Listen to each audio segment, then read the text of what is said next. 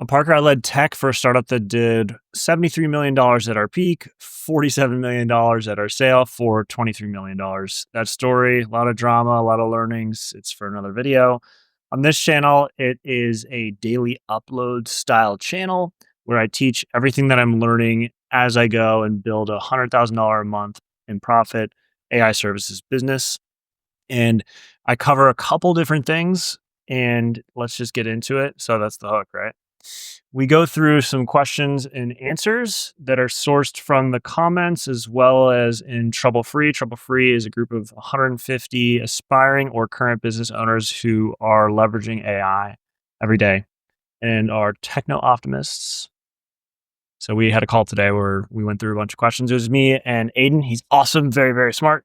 And it's really cool because we got to share knowledge. One person is not as good as a bunch of people, right?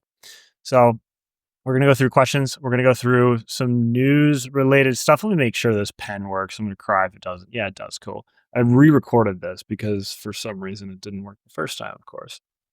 We're going to cover the news. Only news that matters if it has a business application or if I have some sort of take on it. You can find AI news literally everywhere. It's spam at this point, and it's typically sensationalized because they have to hit a deadline.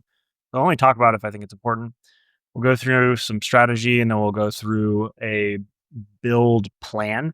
If you want to actually watch me build one of these automations that I plan to sell or use for myself to get leverage, then you can check out Parker Rex Builds. It's another channel I just started that I just record and narrate stuff as I'm actually doing it. And these videos are usually about 45 minutes. It gives me 15 minutes to do the post production and chop, and then uploading. So it takes 1 hour total. So first off, this OpenAI clip, I don't have it pulled up, but basically it goes through the comparison of OpenAI versus DeepSeek and these open source models. OpenAI, I don't believe this is actually accurate, but even if you ballpark it that it costs $50 billion to make GPT-4, and it took DeepSeek 6 million reportedly, even if you put a 10x multiple on that 6 and it was 60 million, well, DeepSeek was like, let's call it, it's maybe 5% off the current Soda. Soda is state of the art. You'll see this literally everywhere. Even if it's 5% off what this is capable of doing, guess what? It's like 99% cheaper. So it's something to think about. And end game for this is they'll ultimately run on your iPhone.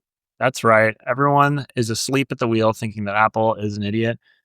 No, they're just not lighting money on fire. They're letting other people do that.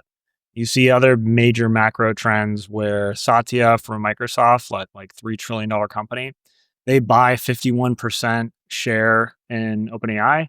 Now they're saying that models are commodities. OpenAI is only valuable because of the consumer play they're doing.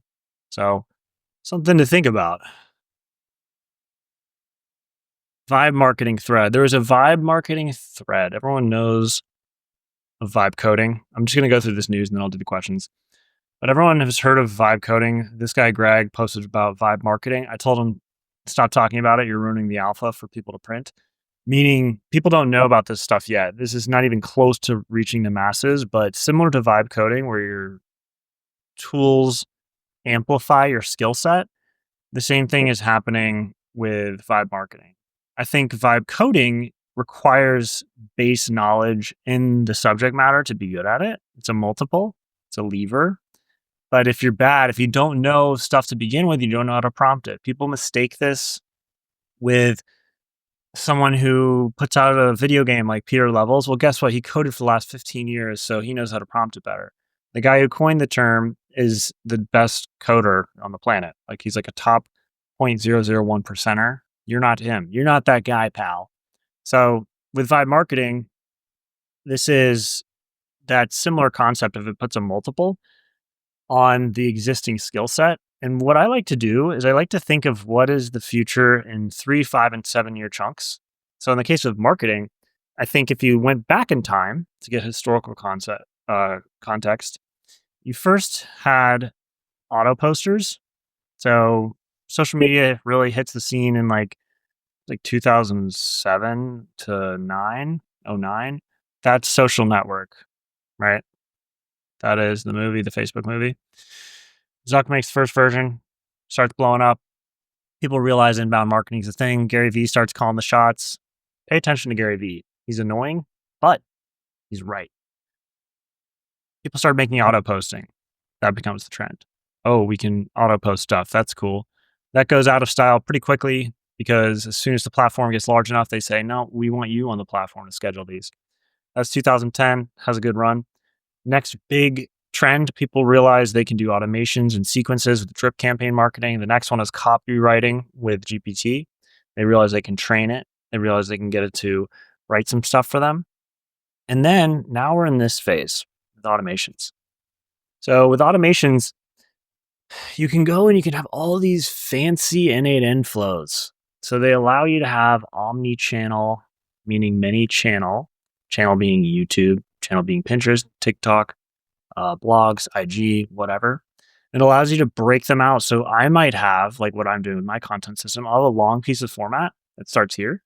And then it'll branch out and have all these conditionals based on where I want it to go, what I want it to read like, what I want it to be trained on, all these things. And then you can have it flow back into how much engagement it's getting. So you could add that to the training. But the way that I see this vibe coding thing going is right now you have people that are like the N8N boys of the world, right? And there's a lot of people online teaching how to make these. They don't make money off of them, or the companies that get them, it's like a bar trick. I'd say that's probably 90% of the stuff out there. It's like this dog and pony show where it's like, oh my gosh, we need this thing. Look how cool it is. And then there's a bunch of info product people that do that. But there is 10% who are crushing it. It's the same thing with like drop shipping in the early days. But what I think is going to happen is over time, if you had a team, like in this case, let's take Duolingo. Duolingo crushes it on social, but they have, I think, a 10 or 12 person team that's running that. And I think what's going to happen, I'm calling it now, is this will be the future where the role of, let's say this was your TikTok expert. You may have like 3 people on TikTok. You have a strategist, you have the assistant that does the posting and the commenting. You might have some people offshore that are going and doing the engagement because the action happens in the comments. You might have them going on Reddit to find hooks because that's where people go to get hooks. But this is going to all change where these people are going to start leveraging parts of these big flows. So if this was TikTok and they had 4 steps or 2 steps in a conditional, they might be 10 steps. They might be bringing in like, oh, if this type of content made it not go well, let's bring it back in. So it'll be incredibly data centric, data informed, not data led, because if you're only data led, you can miss out on anomalies. That's something to think about when you're working with clients for content. If you have the weeks across a year, do an 8-week period, and you have your number of impressions or whatever it is, your KPI. If you just did data driven and you're like, this one thing we do works, and when we did it, it went up on the 2.5 week. Let's keep doing that. Well, it's slowly going to come out of style, slowly going to stop working. So you want to be informed on it, but you also want to take shots. And you take shots by having leverage. You get leverage by doing this. So this is where it's going, 100%. And it's funny, I put Pinterest in here in the first time that I recorded this because it's a lesser known one, but it still gets billions of people in traffic and it's not leveraged up. You can start adding more and more of those channels as you have the leverage. I cover this in my content pipeline that I'm building out on the Parker X Builds channel. We're on step 1 of many. But you basically start by listing out all the different pieces in the system so that you can take a piece of long form content like this, you can have it transcribed for you. This is part of the editing process for me. This is like where I spend the 15 minutes after the video edit so I can do it in an hour. Where I upload it to Premiere, it chops any filler words like or and then it goes through this whole thing. So maybe there's 8 steps for you to have it go from one video to 35 clips across Instagram, across YouTube Reels, across, YouTube Shorts and TikTok. And then you get into the text and the voice stuff, right? So it's going to go and write a master guide on step-by-step instructions, SEO optimized for a blog. And then it goes and posts. You can drop HITL, which is human in the loop, into each one of these steps. So you can have a stopgap where it's like, nope, I need to check it. Nope, I need to check it. before it goes to the next. And then it's stack ranked based on the market share of each, right? So if you go and you see what's the search volume, everyone thinks Google's like the only one, but guess what? There's something underneath that called domain authority, page authority, domain rank. These are the scores. These are 3 of 200 of them that Google give you. And you need to just nail it on all these. There's a reason why people that are all over the internet show up in ChatGPT responses. They're not reinventing the wheel on search results. So that's where it's going, undoubtedly. And people like you, people like me, those who are technical, who have good fundamentals, can apply these automations and leverage the hell out of them. So that's what I'm going to be doing. So that is that rant. What else did I have on this? Yeah, I kind of just think that this will be table stakes for marketing teams. Right now, it's this new flashy thing, but it will be what's called a table stake feature in the future. Table stake is a Silicon Valley term. If you're building out Venmo, a competitor to Venmo, there'd be things that you'd expect to even get off the ground. This is a poker analogy. It's table stakes. To be able to be at the table, you need to have these things. So I believe N8N will be a table stake in every marketing team. It means that of the 300 million jobs, so 300 million jobs displaced by 2030, right? This is a soft stat. I think it's going to be way bigger than that. It's going to be these jobs. It's going to be coding jobs. It's going to be every type of job. And it's your job to take advantage of this stuff. Get on the trend, jump on it, learn as much as possible. Don't buy from info product boys unless they're doing the thing that you want to do. Cool. Let's get into some questions and answers. Let's see. Let's go in here. The first one that came in, I already responded to it. The first one that came in was, let's see. Nice video. I have a question. Do you feel like you connect deeply to both or either of these two niches? Or do you feel like there's another reason besides the act of serving them in itself that is actually the main driver for you deciding to serve these audiences? Thanks for the question, Brian. I answered this before, but I'm going to just kind of review the notes that I had. So I've made a lot of different YouTube channels since I was 14. I'm 32 now. My birthday was a couple days. You could probably see the balloon there, but that's 18 years of trying and learning and trying and learning. The most successful one was called Parker the Pyro, and I made a channel basically teaching people about chemistry. That's when I was 13 to 16. I got kicked off. That's for another video. But what I learned then was the success of it was predicated on me really being passionate about the thing I was already doing, and then there just happening to be a camera there. I liked teaching people. I liked to learn something on the internet from very niche PDFs and forums and books that I'd order online. And I want to package that up so I could just share it. That's just what I liked doing. So I did it. And that channel grew to about 14,000 subscribers. And that's in 2009. So it had success because I just pumped content. It was authentic and I liked doing it. So I tied passion to it. And what I learned next in the next channel that had decent success, got to 5K, is this main channel. This main channel is just Parker X. What I did was I filmed something I was really passionate about at the time, which was working on this startup called Delivery Dudes. And the type of content that I'd make made the job more interesting. So I'm working every day at this startup. I had been there since it was literally nothing, like $0. And I had been responsible in helping it get to 47, then 73.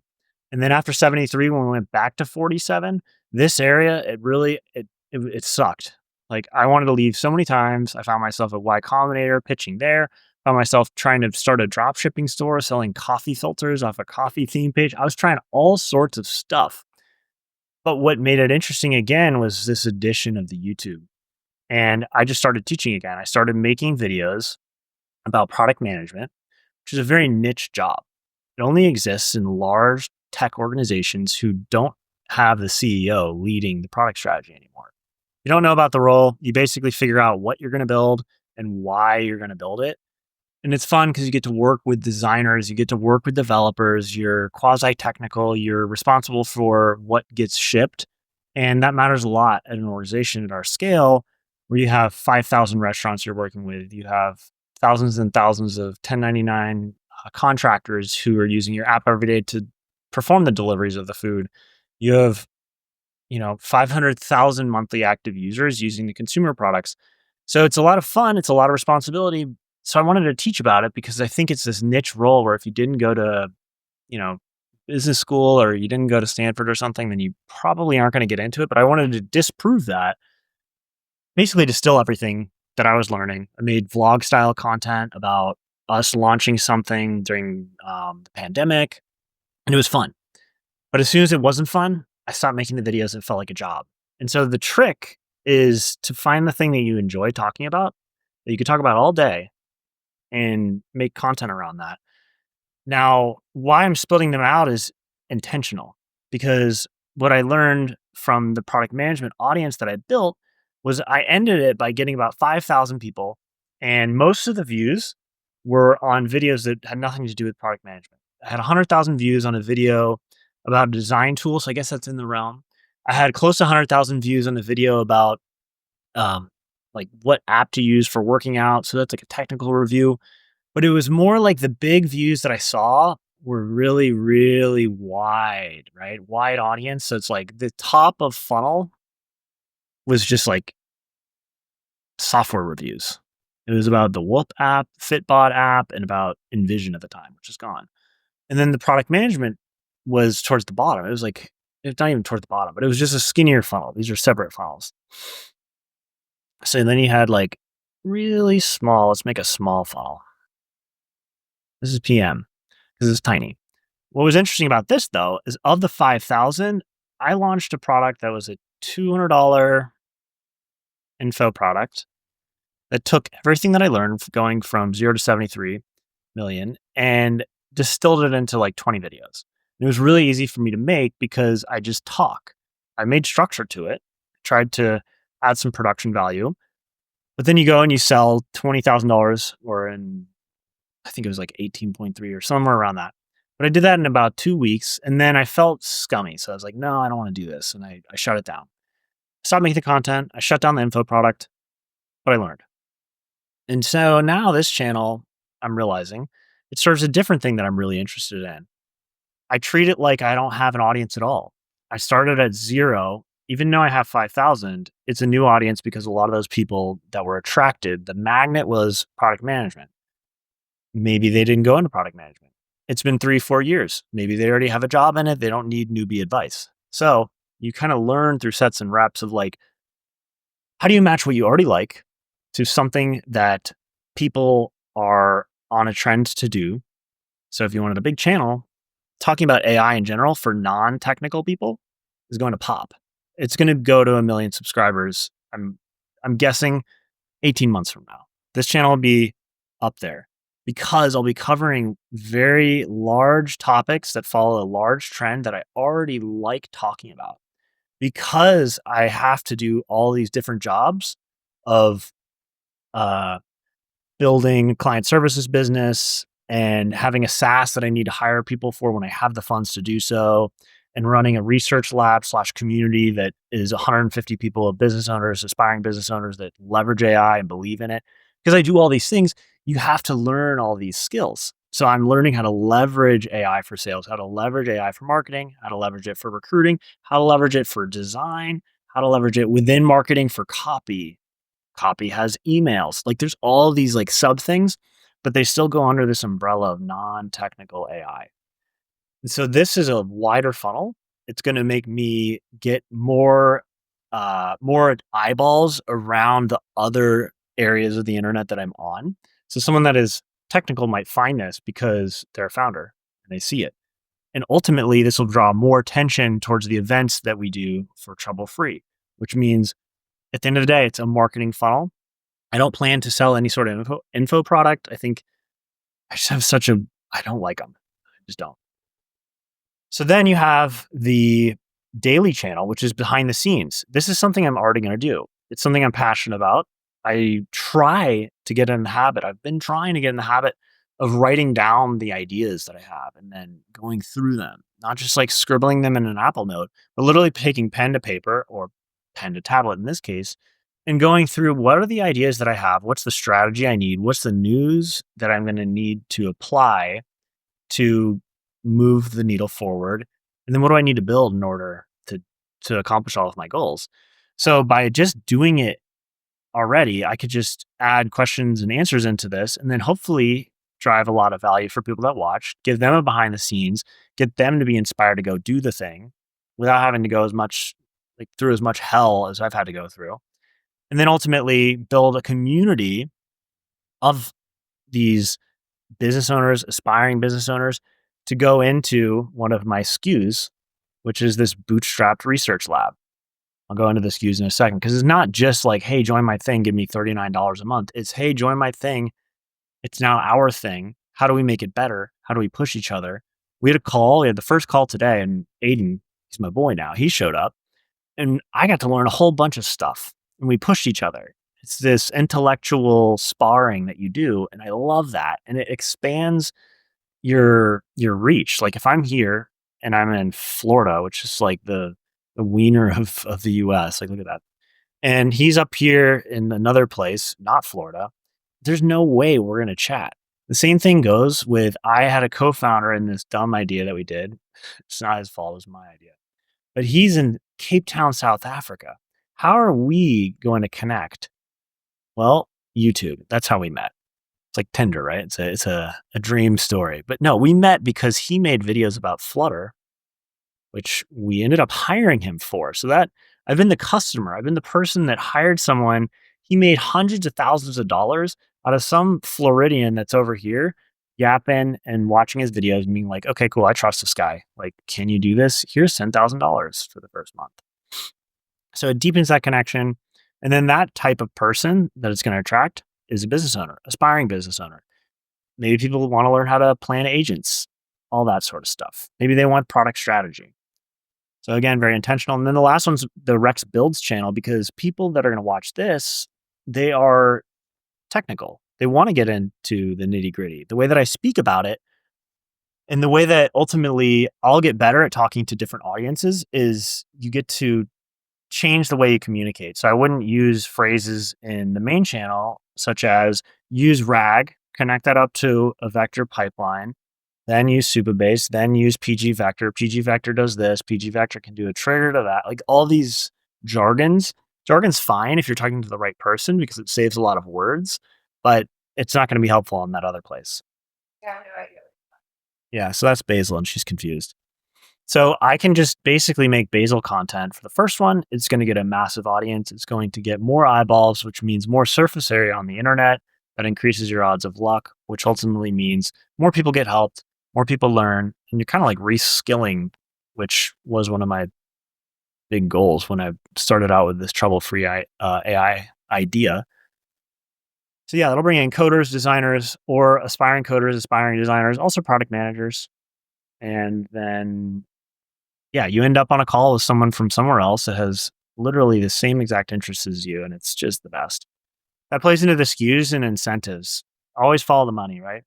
You never ask a barber for a haircut. That's Charlie Munger. And it just makes sense. He's always going to say you need a haircut because he makes money. So the way that I make money is actually off right now. It's primarily AI services.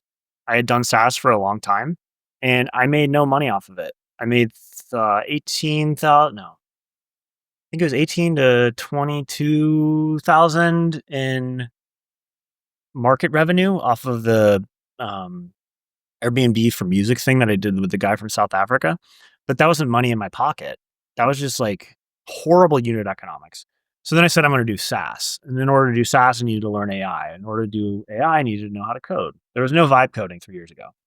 So I went all in. I had a basic understanding of the front end stack, but then I said, I need to know back end. I need to know Next. I need to know React 19 and 18 at the time and Next 14 at the time in order to unlock this. So in order to unlock this, I needed the cash to cover. So AI services with SaaS, my SaaS app called Map has the opportunity to be $1 billion plus business because I think it's going to impact a lot of people. It's a multi-agentic platform that helps you become the best version of yourself. You have a model, it's trained on all of your goals, breaks that out into different products, different SKUs, but it's multi-agentic. It's a pain in the butt to build.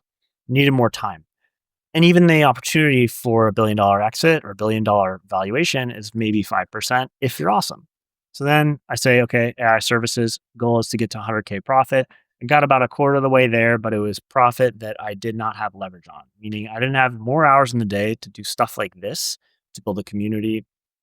So I said, I'll take half of that, but it's going to be way higher leverage. Let me get really good at this new offer. Let me strategize the new offer such that I can get to 100K in profit while still going to the gym, while still having a relationship, while still doing the daily uploads and all these things that I need to do where I'm not going to want to like tear my hair out.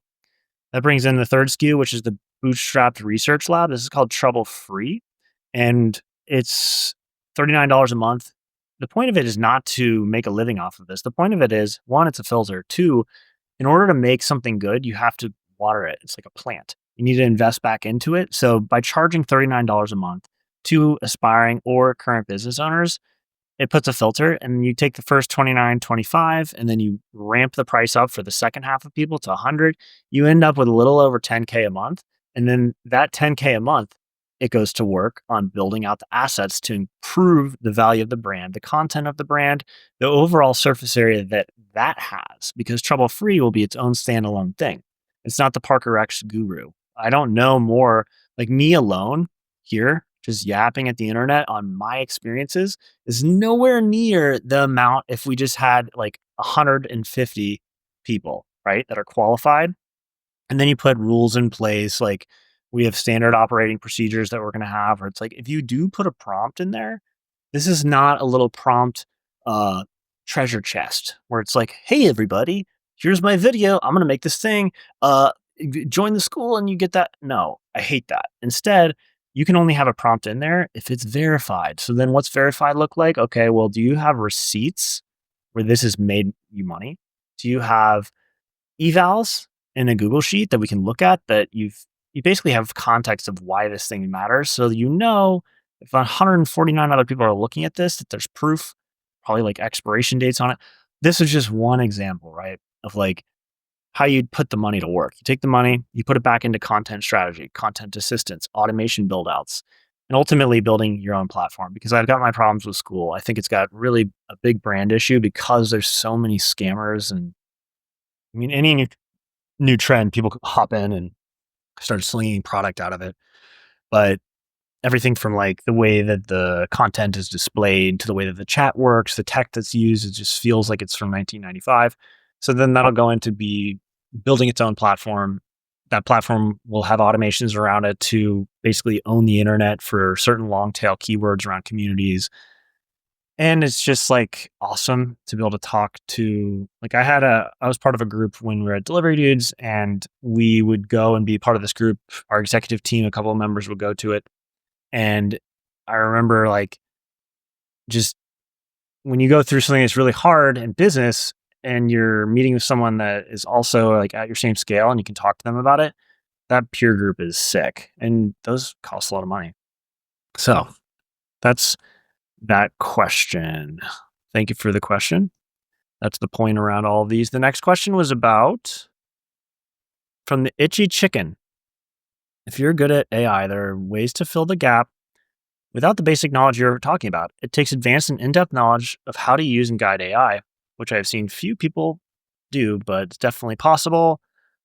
Hard to teach, comes with hundreds of hours of experience. So, Itchy Chicken, you got a bad case of copium. I'm just gonna say it. It's mostly a joke, but it's it's a funny meme too.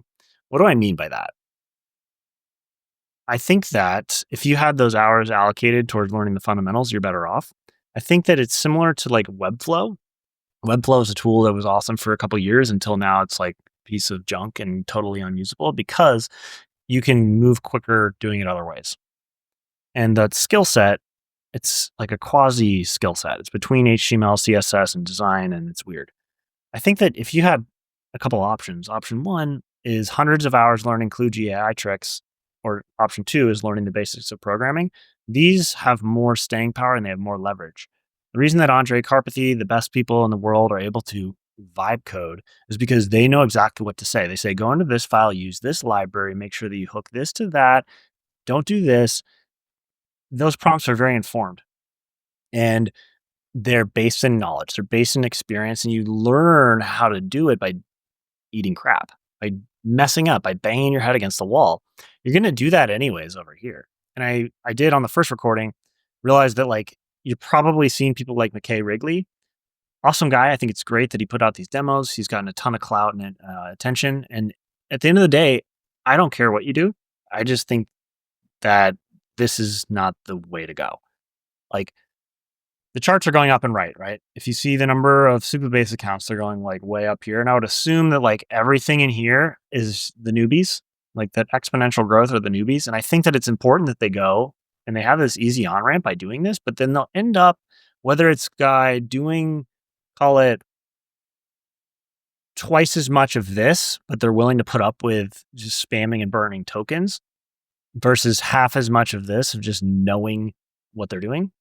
As long as they're doing it, it doesn't matter to me. It doesn't affect me. I state that vibe coding is $100 million industry for those that clean it up because it's just going to be insane. Like this is a dream come true for security folks because there's going to be so many security issues.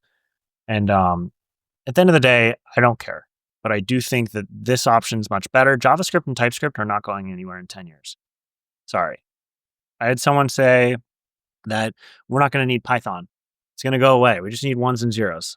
I say, hey, that's probably, I'm thinking that sounds like something that would be said at a cocktail party where if you're talking to someone non-technical, they nod their head. They say, yeah, that's sure something. Sure. Sounds good. It's bold, but it's not true because if you look at the way that things work, well, guess what? Yeah, Python's a wrapper around C. Apple's a wrapper around TSMC. Like, how far do you want to go?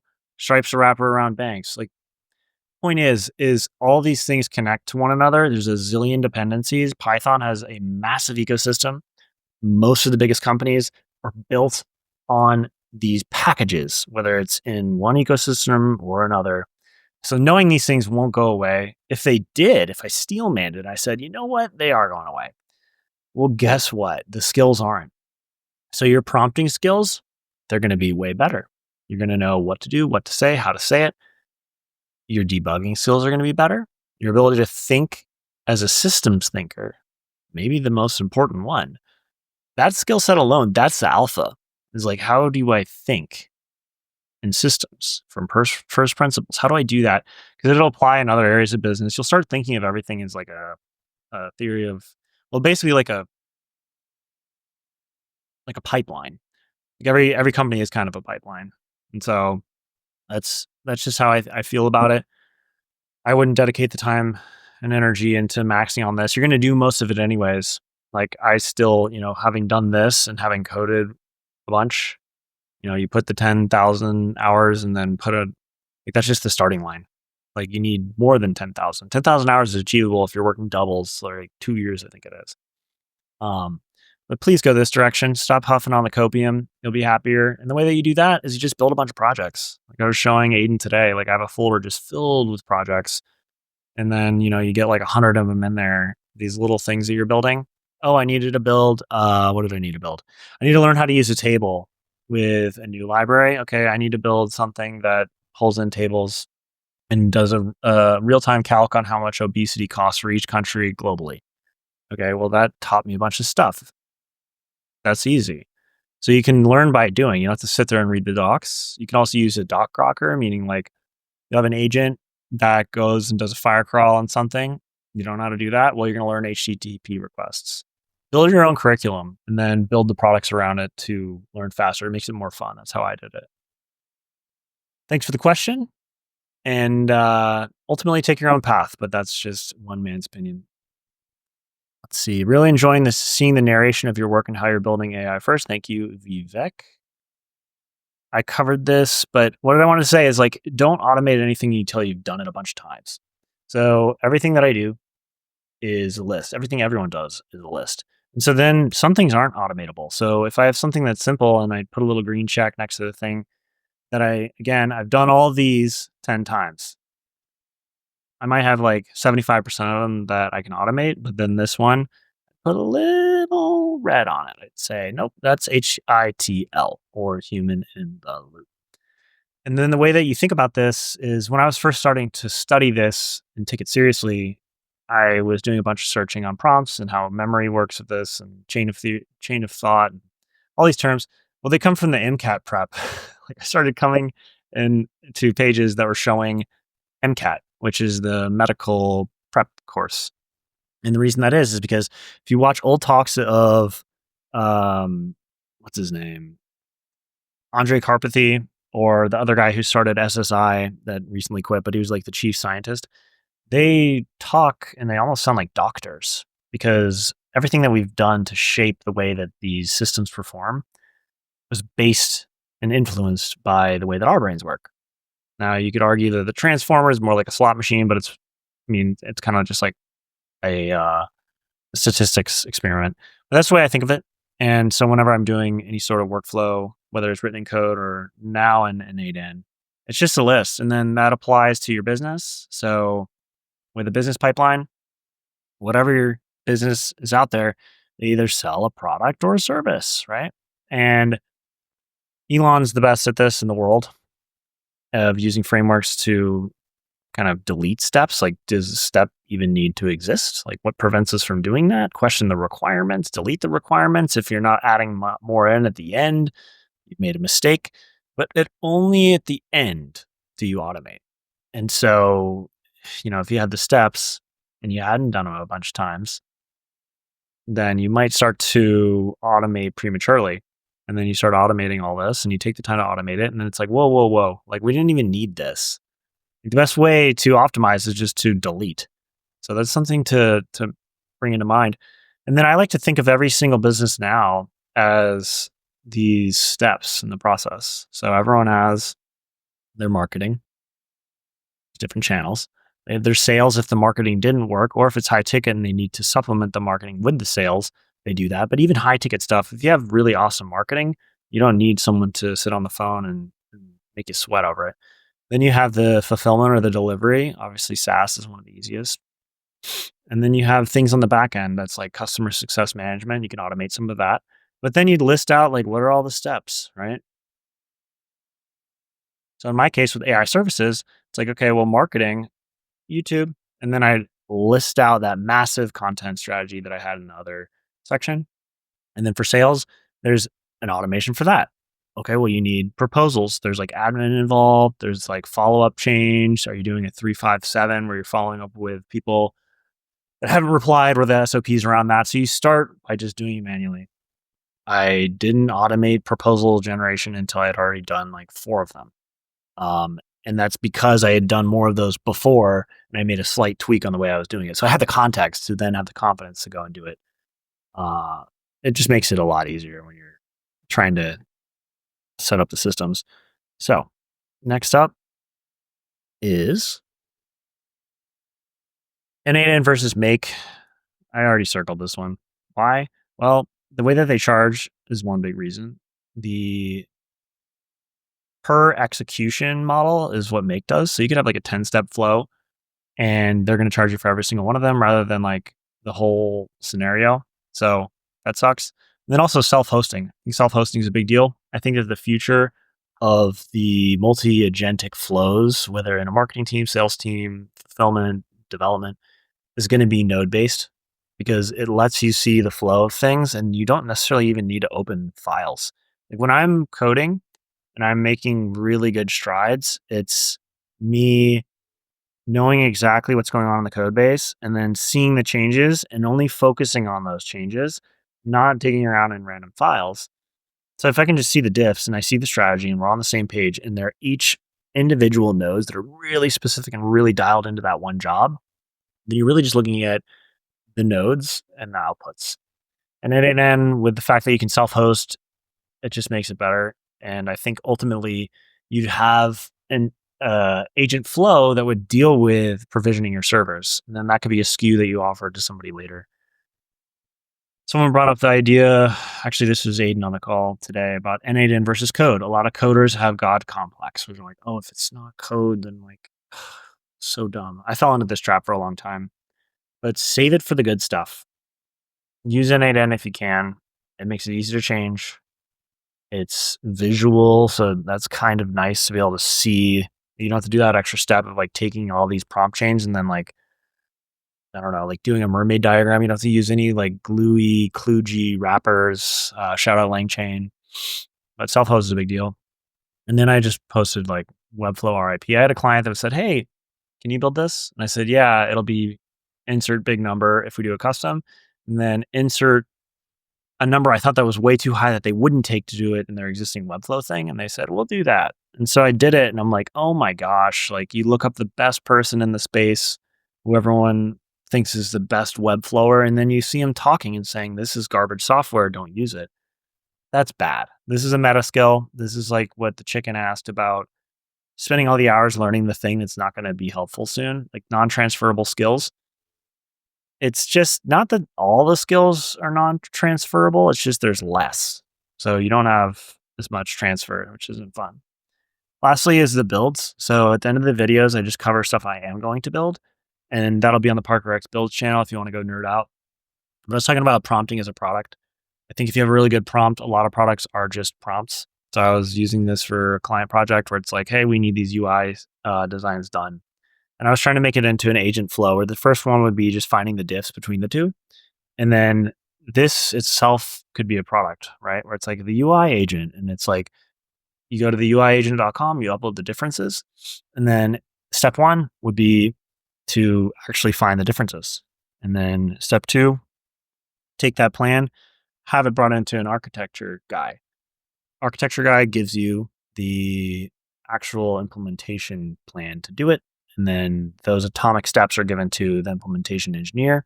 They need to be atomic steps, meaning like very specific next actions, like verb, noun. There's a format to it.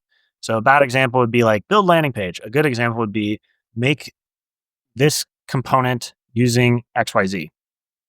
Very specific, no questions. And it's declarative. Last thing is auto timestamper. This is a tool that I think will just go bananas. So what I noticed was on YouTube videos, Joe Rogan in particular, huge podcaster, right? Largest in the world. No one posts timestamps on his videos. Like his editor, Jamie, doesn't put the timestamps. I don't know why. Maybe I should sell him that. But instead, I think a higher leverage thing to do would be to have an automation that posts them there. So it's watching, it sees, it transcribes, it takes the transcription, makes the time codes, posts the time codes. There's my face at the top of every Joe Rogan video until infinity, or until he hits me up and says, "Hey, can I have this?" Or "Hey, come on the pod." So I saw this on a video I was watching yesterday with him, and the top comment had like 5,000 likes, and it's like, "Where's timestamp guy?" And it had like been out for an hour. So I'm just thinking, wow, how many people saw that? Didn't say anything, but that could have been my face. That could have been exposure. There's a company that does this. It's not a company. It is a company, but the idea, it's a feature. It shouldn't be a company. No one would pay for it. They'd get like 4,000 people to their site a day. I just don't think it's a company. But the way that it would work and what I'll build on the channel is it watches for a YouTube video. It gets the channel ID and it's polling. So it gets the channel ID. It stores the name into a Postgres database because I want a front end for this so I can add more channels and see some of the stats. I think that'd be cool. And then it would do a Whisper transcription. It has a circle around it because it's the bottleneck for speed. I know Whisper just came out with 4.0 transcribe, so that'll be hopefully more helpful. And then it would trigger using a Postgres trigger to go and generate the script. So now it has a script. It does a trigger to make the timestamps. You could use a Supabase edge function for that. Once you get the timestamps, put it back in there in the database. And then ultimately, take the timestamps, that's a variable, and then add, the little tag that's like, "Hey, if you want to learn how to do this, check me out." And then it'll go and it'll comment it using OAuth 2. And then I'm on every YouTube video for that particular channel. So that'll be on the Builds channel eventually, hopefully later this week, because I had to record this twice, unfortunately. Was there anything I missed? I believe that's it. It was a good yap session. If you guys have any questions, please hit me up. I really enjoyed answering these, and I hope they were helpful. Mr. Chicken, I wasn't picking on you at all. I just really like that meme. So the name of this video is going to be 300 million jobs and how to not get caught or something like that. Because it is true. You need to skill up. You need to stay on it. Make it fun though. Like this for me, it's fun. That's why I'm doing this. It's Saturday. It's 5 p.m. I could be doing anything, but I'm yapping at a camera. But it ended with me talking to someone that was like-minded. So if you're interested in being in trouble free, then go and check that out at school.com/trouble free. This is going to be a company in the long run. It's not just, you know, me selling you some gated content. And I'll see you in the next video. Do all the subscribey stuff. Thanks for watching.